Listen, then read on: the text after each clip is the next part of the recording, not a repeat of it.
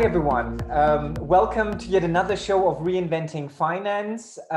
With us today is Eric from Element. Eric, welcome aboard. Thank you, Nick. Happy to be here. Awesome. Before we kind of jump right in, it would be great if you, for those of our listeners who might not know you or the company, who are you and what does Element do? Yep. So my name is Eric Schuh. I've been around in the insurance industry for 20 years. Don't hold it against me. I've done different things. Those who've been around for a while in insurance know that everyone has the story how you entered and could never leave again, right? But it's kind of true. You can, however, make the time that you spent there worth your while. So I've done many different things, from corporate communications to investor relations to underwriting to business development in different places in Asia, in Europe. And recently I joined Element beginning of this year in a role that is something that is very close to my heart, namely a very innovative company and an innovative role where we want to be a big driver, a big part of the future of insurance with our interpretation of what it means to be an insurtech. And our interpretation is the best of both worlds, insurance and technology in one company, full stack in insurance capabilities, but you don't have to take the full stack. And B2B to X, meaning you will never find our brand name on a Check 24 and things like that. We always work with a partner who own the customer and whose brand therefore is being strengthened by partnering with us. So in a nutshell, that's Element. Thank you so much. And I think for those of us nerding around in the insurtech echo chamber, embedded insurance is very concrete. But maybe for those of us not, in the maybe more in the outer circle, could you give us two or three? Because I know from your deck you have really cool references. Can you walk us through maybe one or two examples of what you're doing and why you think that you ended up winning? Because I would imagine with brands like those that you have, that there might be the odd other insurer, maybe starting with a big A, I don't know, also competing. And so an example and why you think you won that specific tender.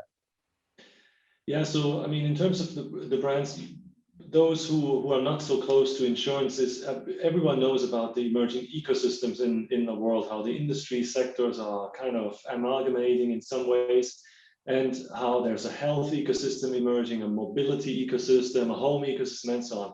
And in most cases, insurers will not be the orchestrators of these ecosystems, but will be a participant in the ecosystem and want to be a relevant participant. And the key word that goes with that is embedded insurance, meaning your insurance solution becomes part of the ecosystem in a meaningful way that makes it easy for the ultimate user customer, be it a person or being a company, to utilize and use your services in a smart way. So, for example, we have a mobile phone, cyber and protection together with Vodafone. So if you're a Vodafone customer in Germany, you can buy protection against identity theft and credit card spoofing while staying in the Vodafone brand and while staying on your phone. Very smooth. It doesn't feel like something painful that you have to do on the side. It is embedded in the customer journey, if you will, or in the user journey of you as a mobile phone customer. Another example of embedded insurance would be some solutions we do with Volkswagen, where you can buy an insurance protection together when you're leasing a car. So in 3-4 years, when you're returning the car, if you have a scratch in your rims or something like that, it's taken care of. So you don't need to worry about it anymore. And it's the same duration of the insurance that is the leasing of your car. And with the same company, with Volkswagen, we have a short-term protection, which means if you take a test drive or you drive a friend's car or something like that, you can protect yourself on your phone in the Volkswagen brand landscape for a day or maybe a few hours, dynamically priced and so on. So that is what is called embedded insurance. And if you ask me, why did we do these? Why did you win? Why did we win? Yeah, that's well, I think it's a big market, right? I mean, we don't win everything. That'd be great, you know, if we always won everything. But you know, the customers and partners have a choice, and sometimes they want to do things themselves. Especially if we talk partners like Volkswagen or Vodafone, they have big capabilities. We also work with insurance companies, some of them the biggest in the market, and they have big in-house capabilities. But sometimes maybe you don't want to do it yourself. You want to do it with a partner because it's a fresh perspective. Maybe you have too many things on your plate. You have 15 things on your strategic list. You can do 10, but you want to do the other 5 as well. And then maybe a partner comes in handy. That can be a reason. Or sometimes also it's the other way around, that we actually do already have a product in the market or a solution in the market that is reasonably well developed and can be adapted to another partner's needs quickly. And that can be the reason as well. There are many reasons like that. I think one of the biggest ones is probably that we're independent, meaning that we can work literally really with everyone. There's nobody looking over our shoulder. You don't have to worry that somebody might ultimately, you know, take away what you have. We're completely independent, and we are, as I said, full stack. That means we can offer the whole solution to you, or maybe a part. If you're an insurance company and only want a part of it, that's also possible. And just out of curiosity, because I think I personally thought that the VW and Element partnership announcement was particularly interesting because VW and Allianz have their own insurance company together, and one would have assumed that the first call would have been towards Munich to figure out these things. And you know, if it's proprietary information, absolutely fine. But it would be interesting to kind of see, you know, I have some hypotheses. Why is it that you came out on top on this particular partnership, rather than, let's say, Allianz with what I would presume Volkswagen being a significantly relevant customer to them? So I think various reasons, right? So number one, what we do not do is bulk standard motor business. So motor third-party liability and motor own damage is a business that we do not do. Those familiar with the insurance market, especially in Germany, know it's a very complex, very sophisticated business that a lot of competitors compete for reasonably thin margins.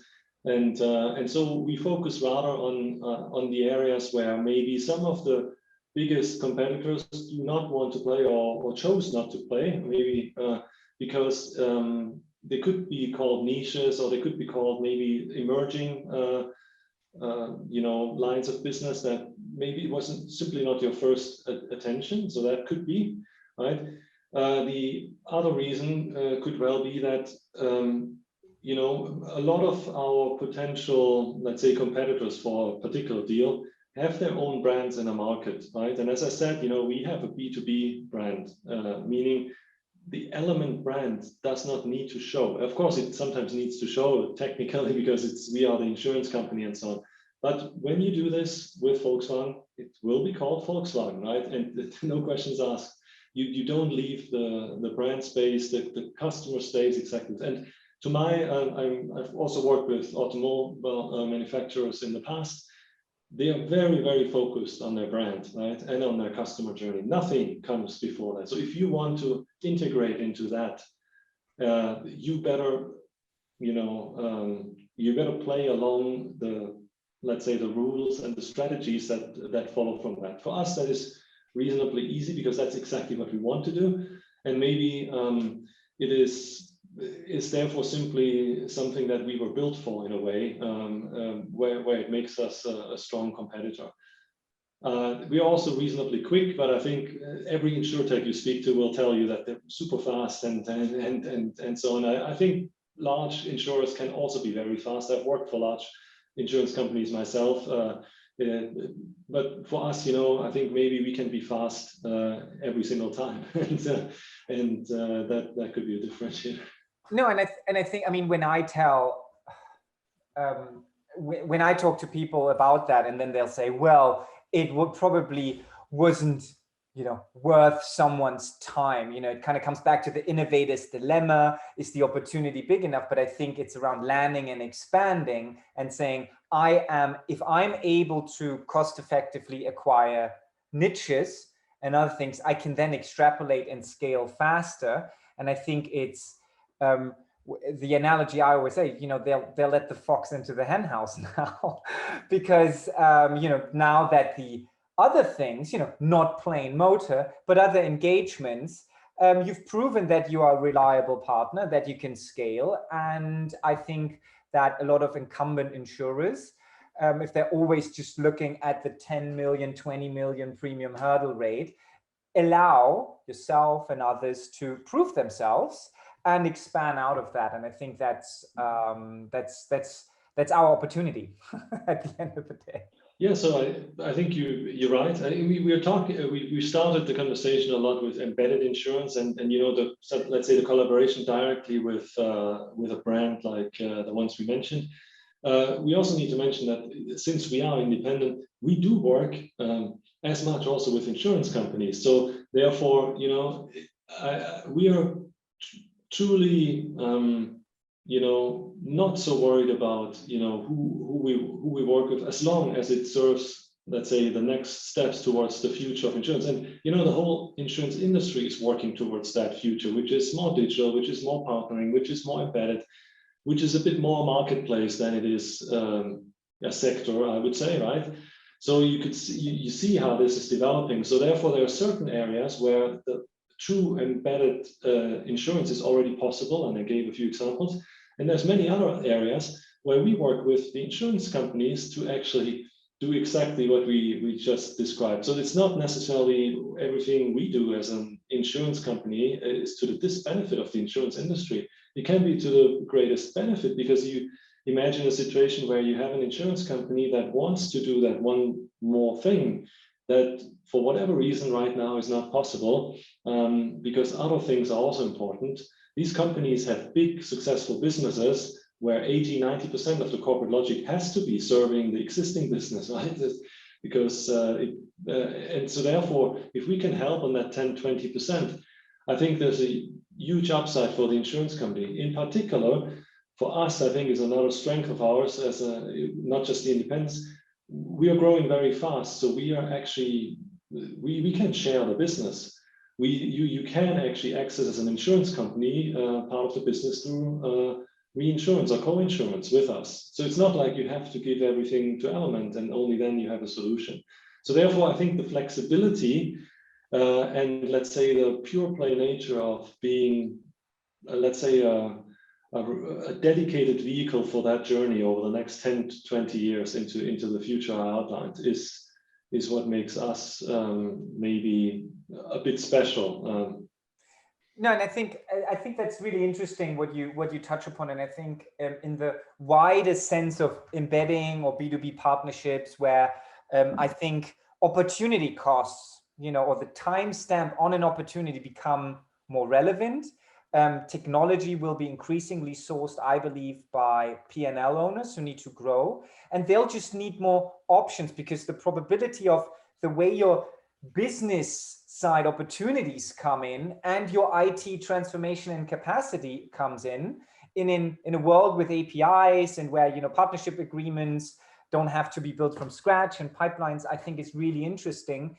And then you're absolutely right. I think it'll just be more case by case and opportunity driven, and 10–20% of a 5 trillion annual insurance premium is a big market, so I think that's really interesting, and seems like an interesting development also for Element, who started out specifically on brands, but seems to also help insurance companies play. And as you said, sometimes you compete, sometimes you collaborate. At the most important thing is that you can, move to market faster. Okay. Thank you. could you tell something about the way you see this whole competitive environment? Because let's say we had already quite some guests on our show who talked about embedded insurance. On the one hand, let's say more from a scientific point of view, Simon Terrence, but also other companies, just to give an impression how this whole market develops, and perhaps also say something about your independence, because you stress that aspect quite often, so to say. Mm-hmm.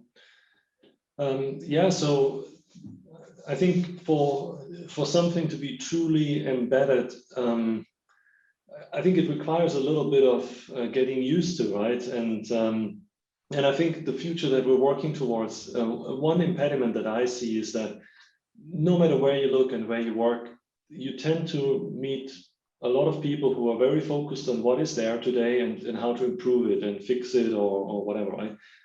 But the future that we're talking about, and then again, of course, we are looking at the next partnership and we're looking at this year's numbers and we have a short-term plan, but the digitalization of insurance, the emergence of embedded insurance, the marketplace, this is not a 2-3 year thing. This is a 10-20 year thing. This will happen, right? But it will not happen overnight. It is something that we will look back in 2040 and it will have happened, right? So on that journey, what that means is that a lot of the things that will have happened until then are things that have not happened yet. They will happen only from 3 years from now until whenever 2040. So therefore, the pie is growing. Technology is continuing to emerge. Insurance has always grown with economic growth over the decades, over the centuries. If you think of the biggest line of business out there as an example that I bring often, so those who've heard it before, excuse me, but the motor insurance, right, is the biggest line of business globally, $800 billion every year in premiums. That is more than Switzerland's GDP are paid every single year, right?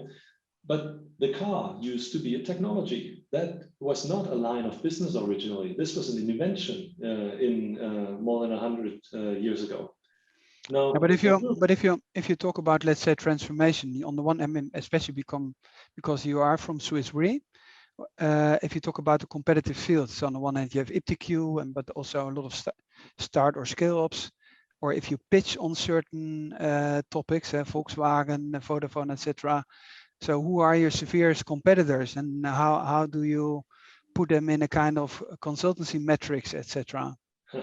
Okay, but see, this is the thing. Yes, we do focus on all of that, but I think my point is that strategically you need to focus on what's not here yet, because the majority of what will define our journey is not here yet, right? It's developing as we speak. You need to be relevant for that future, and that pie is growing. So a lot of people in their minds think that technology is going to reduce risk. It's going to reduce opportunity because of all of a sudden cars don't have accidents and all this stuff. But the only thing that will happen is that technology will lead to economic growth, will lead to more assets building, human assets, physical assets, and those assets will be insured. Like the cars are insured now, even though they were invented only at one point. Like a factory today is worth 300 million, not because bricks are so expensive now, but because technology inside is so expensive, right? And it's so sophisticated. So my point is, this is what you need to be relevant for in the long run. And that every single partnership that is happening on the way, some partnerships are really only serving today's burning need. I agree, but most of them that we do together with a partner have an element of both, right? Because if it's really the bulk standard core business of what you do today, then you can really do it yourself often, right?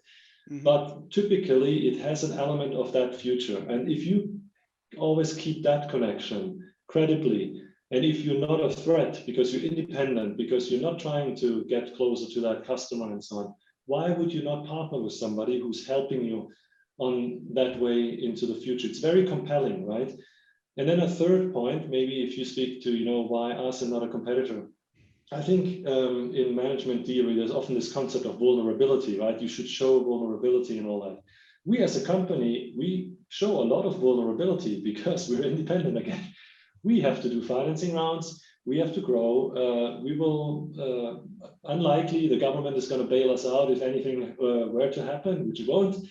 So I think partners know that working with us is real, that it's important for us, that what we do together is what we do. We have no side business. This is our business. This future is what we were built for. And I think that is perceivable. It's different. There's a reason why you would have a lab internally, or why you would do something completely in-house, or why you would choose somebody else, maybe a consulting firm or so. But sometimes you want exactly what we are, and sometimes it is because the way we do things is also governed by all these factors, and it will feel different, working with us as a result than it might be working with someone else or working only with yourself. Would it be, Erik, let me try to paraphrase it, because I think I understand, I see almost Tom's mental picture that he tries to kind of get some bullet points in, and I think we can go out without Harvey balls, but we want some bullets. So let's say a potential competitive landscape from the outside in would be, you would have generalist insurers, AXA, Allianz, etc., who also have a B2B business. These are big incumbents, international, da-di-da-di-da. Slot any name in here.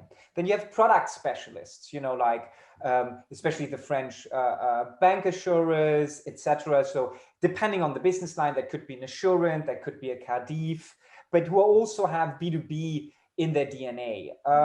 You would then have, let's say, other full stack insurers, and for me that maybe iptiQ or Wacom could be a competitor, or you have MGAs like Cover, who are also on a B2B side and who are competing. And I thought it was really interesting if I paraphrase this well, and I think this works really good, especially on the first two categories, that you say we're actually positioning ourselves on underwriting new risks, because it is much harder for a business developer at Allianz to say, I have this great thing. Only thing we need to do is underwriting this new leasing contract or this new cyber, because he or she has no authority. That's not how this is whole set up. So the whole design of probably putting product into account management, technical product, insurance technical product together, and a willingness and the subsequent reinsurance contracts, there would be one definition is underwriting novel risks. Would that be a fair summary? Because that would be required for you to kind of have to participate in these novel emerging profit pools. Would that be, first of all, are these a fair summary of potential competitors? And on the first one, then we can maybe dig in a little bit. Is that a fair translation or paraphrasing of what you've said on, let's focus on what's there tomorrow? I see where you're going there, right? I don't want to avoid nailing down where we position ourselves, but I don't think the position that anyone should take is a static one. Right now, it's not the time where you can dig in and scale. I truly believe that's not possible. You can't dig in and say, this is my platform, this will scale, right? What is the tech in insurtech in 10 years? You tell me, and you tell me what it really is, and we will be really, really rich, right? Blockchain, I think. Tokenization, hyper scalable, event driven, probably on the cloud. I don't know. Yeah, all very good bets. Yeah. Yeah. Okay. So we will spend all our money on the table stakes then, right? Yeah. No, but seriously, I think it is a time where, in the current state of things, a bit of flexibility is needed. It's not an excuse for not doing anything that scales. We do have businesses in our portfolio today, right, that scale already, or partners that scale. We start with one thing, you do with one partner, and now you do another thing with the same partner, third thing, and so on. You can scale around the partner or the client if you want, or you can scale around a product. And we have both. We also have products that we push, right? For example, we think pet insurance is a big thing, right? Of course, there are providers who are very far down that road, but not everyone has pet insurance in their portfolio in a reasonable way, in an online way. And the same for bike, the same for cyber. It is easy to name some of those. But which ones? Is it enough to have one? It's too often I hear that. Yeah, you should just focus on like these three things or whatever, right? I don't hear it well anymore. Sorry? No, I get that, right? I get that you are saying, and I think that's again, so to me, that's a differentiation between a product specialist, right? So a product specialist would go in and say, we're only doing financial lines in the bank assurance space, but if you now want to get a obviously compliant PPI insurance, but you want to also include a home insurance, we're out, right? That's not our remit, and we do not position ourselves, towards you on a multi-line basis. And to me, that is a clear differentiation, right? That you can expand that. And I think from the generalist insurers, I think it's also that they do not connect account management, product, and IT in any form of way. So it's really hard for them to navigate emerging opportunities. Yeah. It would be interesting from your point of view to see, do you see a specific differentiation, let's say with iptiQ or Wakam, and I would be really interesting to understand, because I haven't quite figured it out yet, at which point you think the MGA model is more appropriate than the full stack model. Yeah. Because, having an insurance license is not only cool. I can imagine that it comes with some strings attached, and that would be, I think, super helpful, because I think you'll have a unique insight into both of those questions. Yeah.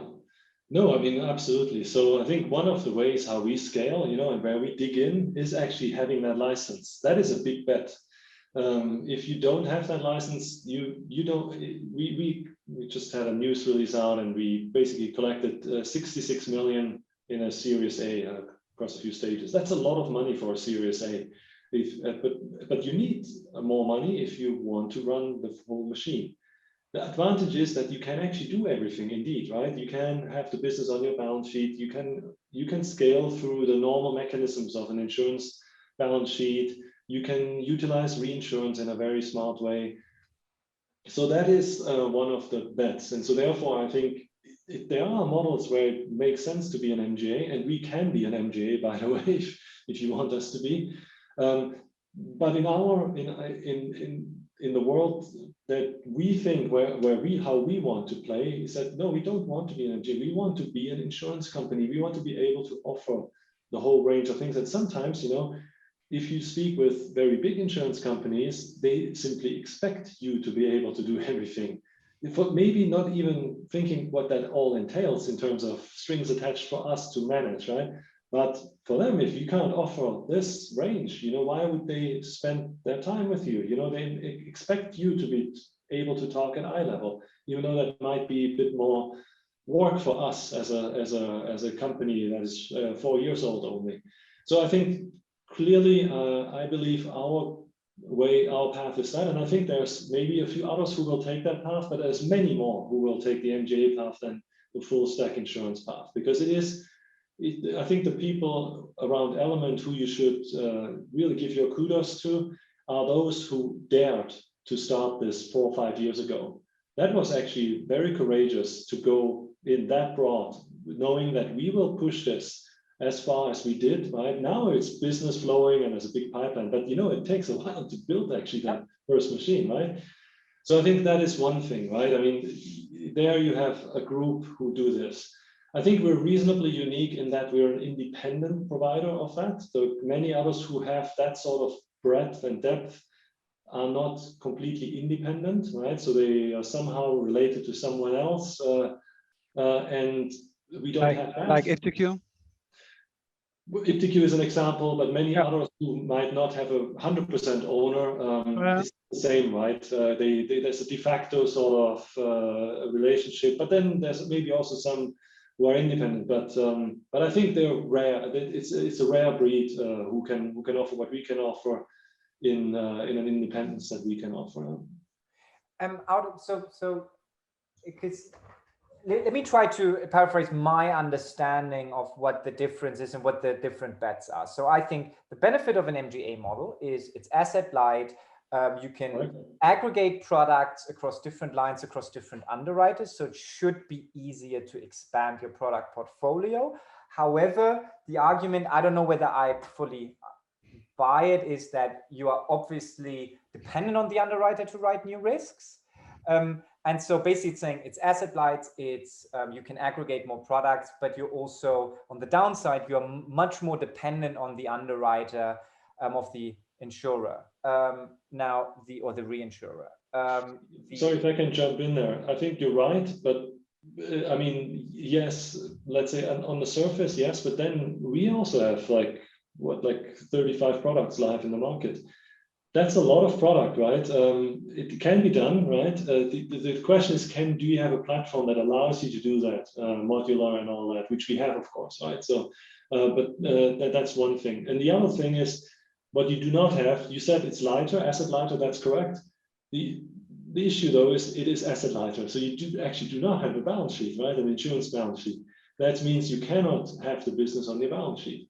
And that is a way how you can scale, right? Of course, as an insurance company, by growing that balance sheet.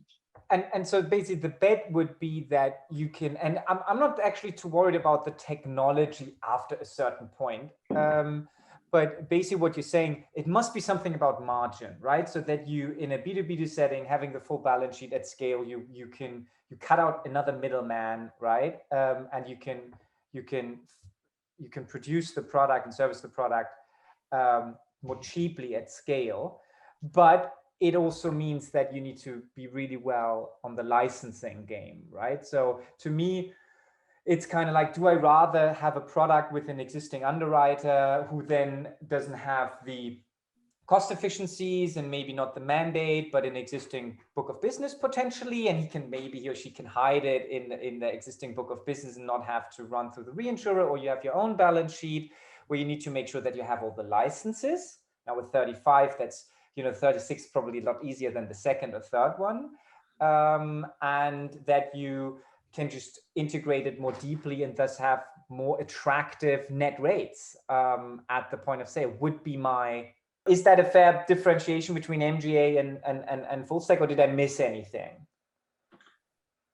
Yeah, so I think I think over time, the way things are going to develop, there are going to be effects like this. Do you have the balance sheet, or do you not have the balance sheet? What is the mechanics then of how you play the business? I think, however, it's reasonably early days in our insurtech industry, no matter whether you're an MGA or a full stack insurer, meaning the sort of the steep part of the exponential growth is to come and has not happened yet. And therefore, I think what is important today is, how do you enter this market in let's say, in terms of how do you conduct the business. So for example, one big advantage on our side, I feel, for having a balance sheet is that you actually really are forced to underwrite the business properly. We have reinsurers who reinsure us, and they expect us not to have loss, to produce loss-making business. So therefore, we take this very seriously, right? That means that our partners know that we will underwrite, right? So you can actually talk to us about underwriting. It was one of the things when I came to Element, I was asked myself, I wonder, how good we really are in underwriting, because I came from organizations that are like very, very well known for proper underwriting, right? And I must say, look, it's really up to the standard, right? Our loss ratios are very, very competitive.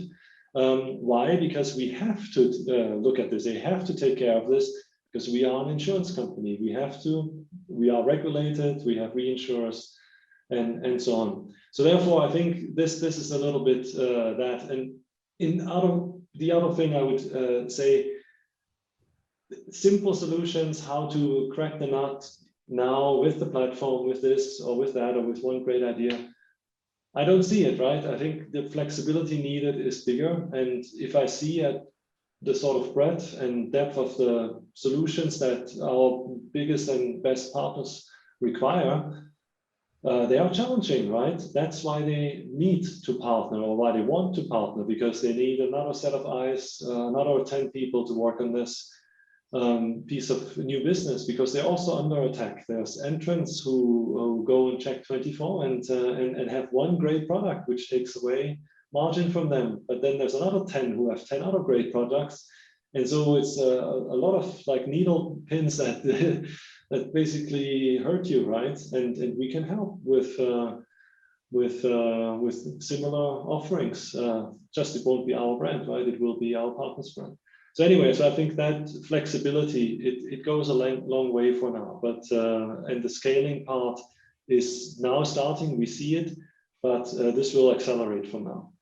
Okay, and so I think you're kind of moving on to a different question, but what I've kind of taken from this, and I think that's also not every answer needs to be, it's this one silver bullet and that's it, but it seems to be, it is your capacity, your ownership of the entire value chain, which allows you to provide attractive margins at scale, but also ensure continuity, because it might be true, an MGA might be more fast and loose, go in, but then the portfolio might go a different way. So there's more sincerity, and also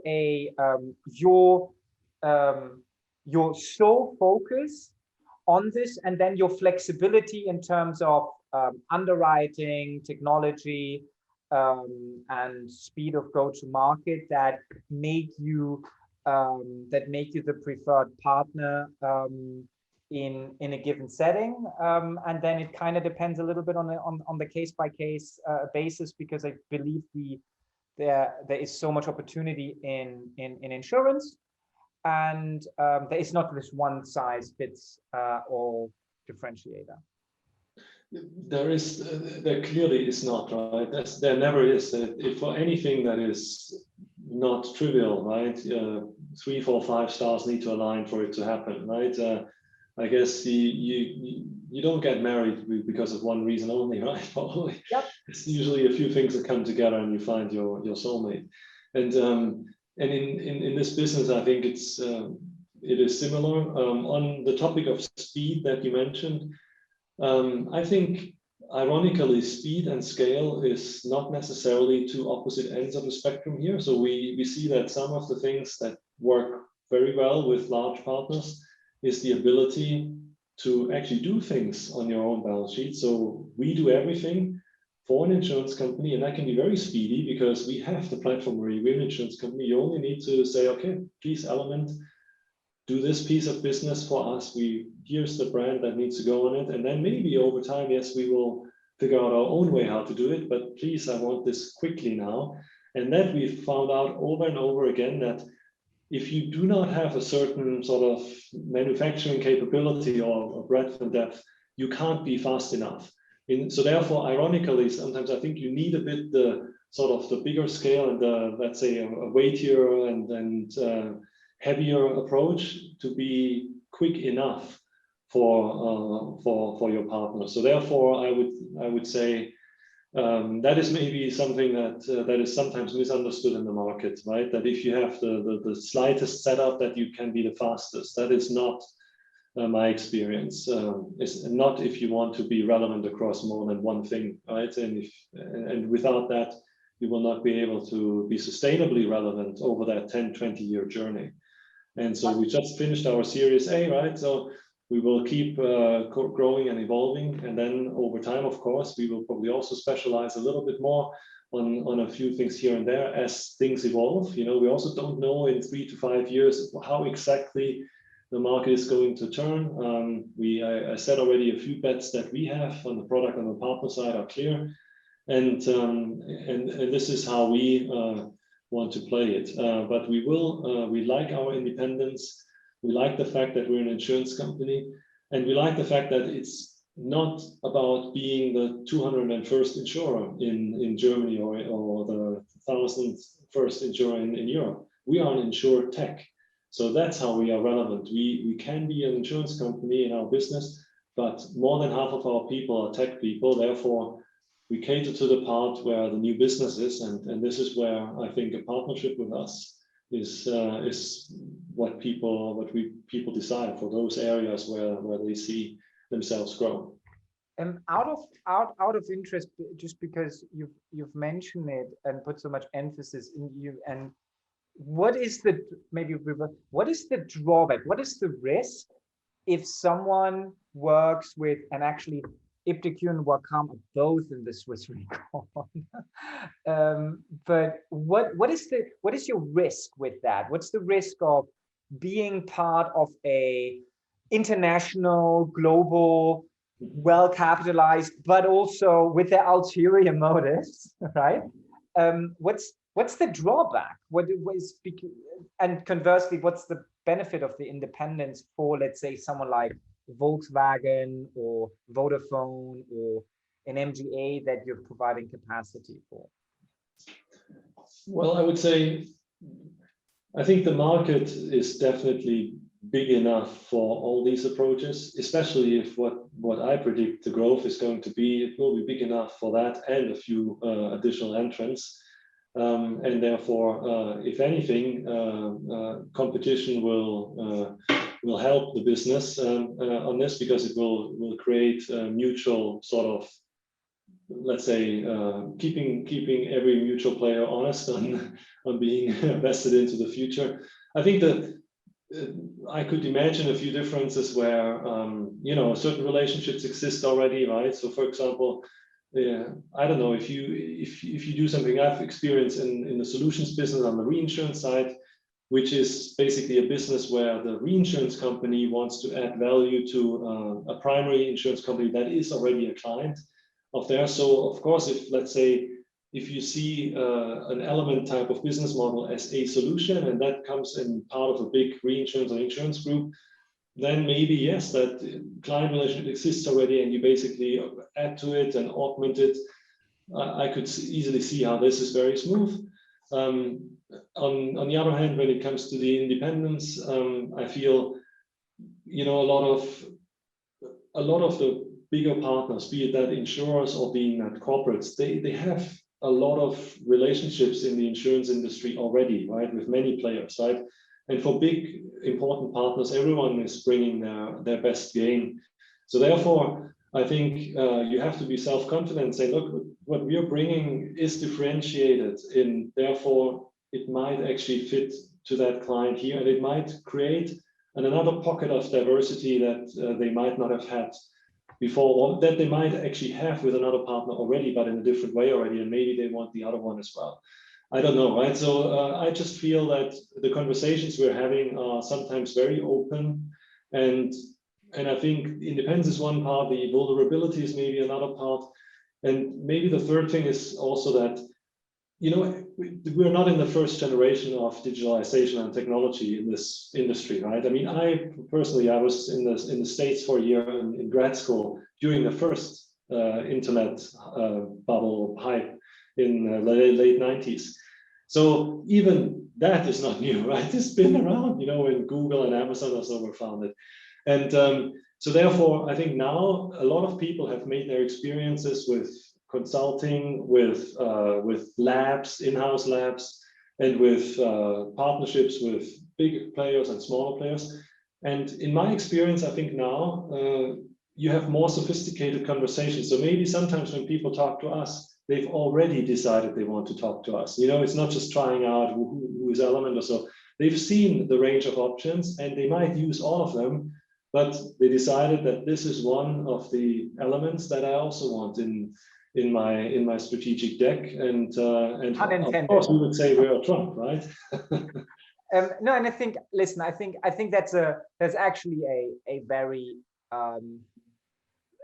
a well nuanced answer, because I think independence, there can be advantages and disadvantages of being part of a larger player, right? And I think what the independence card, it's not better in every scenario, but what it allows you to do is arguably a best-in-class decision on the product proposition, rather than I'll also have to offer you this product because it's part of my corporate array. Or it could very well just be, iptiQ might have a great solution, but the reinsurance treaties, on the other hand, which had nothing to do with it, with Swiss Re or something, are currently strained, and so it just can create both openings, but also certain certain barriers. And so the independent approach can work better in certain scenarios where you want to nullify this approach.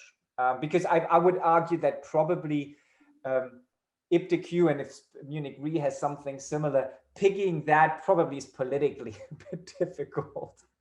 I would imagine. I think, you know, if my hypothesis about the marketplace evolving and is correct, I mean, nobody enters the marketplace without any sort of partners that you like to deal with. You know, it's not like the stock market with an anonymous computer in the middle that orchestrates everything. You know who you're going to trade with in this market. Of course, you're going to try around, but you have like partners, friends, and so on. And it's the same for us. You know, it's not like we do not have partners who've known us for a while and also call us and see. And of course, you know, if you think of how Element came into being, out of the FinLeap ecosystem. That means, especially at the beginning, Element had a lot of incubation and help also in that respect. So let's not forget all of that, right? So I don't think nobody can do this alone. That's why I think partnering is important. No matter how important and powerful you are, you will have to partner, because the sort of the innovation that actually works, so the applied science, right? That sometimes it's difficult to say, but the Fraunhofer institutes in Germany, right, as opposed to the Max Planck, which is sort of more basic research.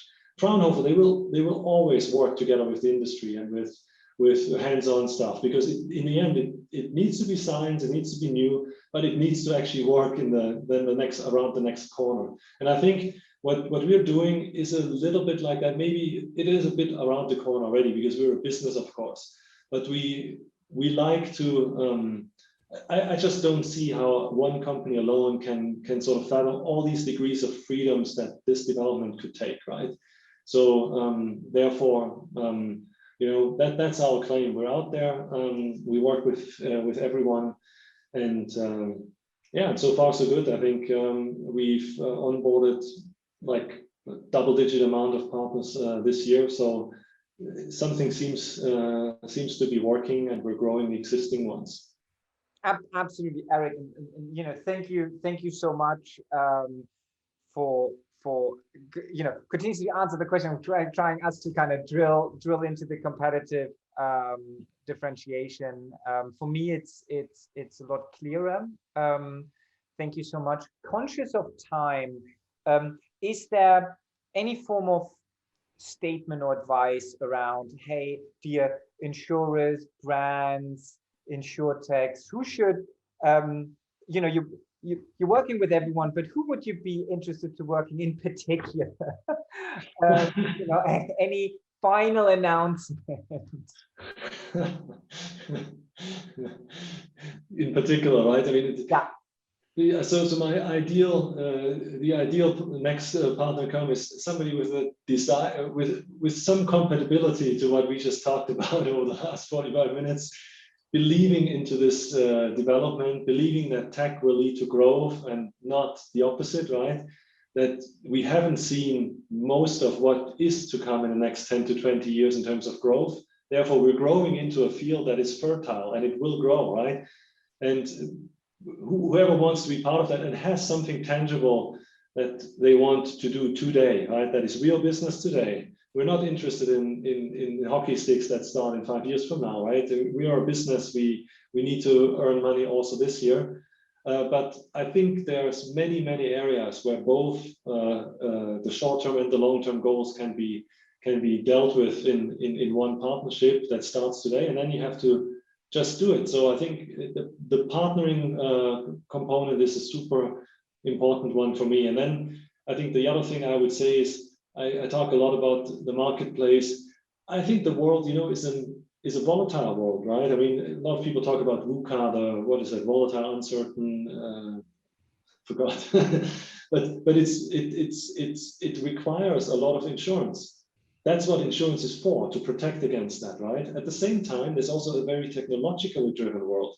That means you need tech, because you need to understand where this is going, even if you only can see one step ahead and it's a bit foggy, right? that's why you need the best of both worlds. You need that insurtech to come together right now. I think it needs both as a vehicle. You can't do it pure play tech. You can't do it pure play insurance. You need to invest somehow in both. We are out there claiming that we are both in one piece.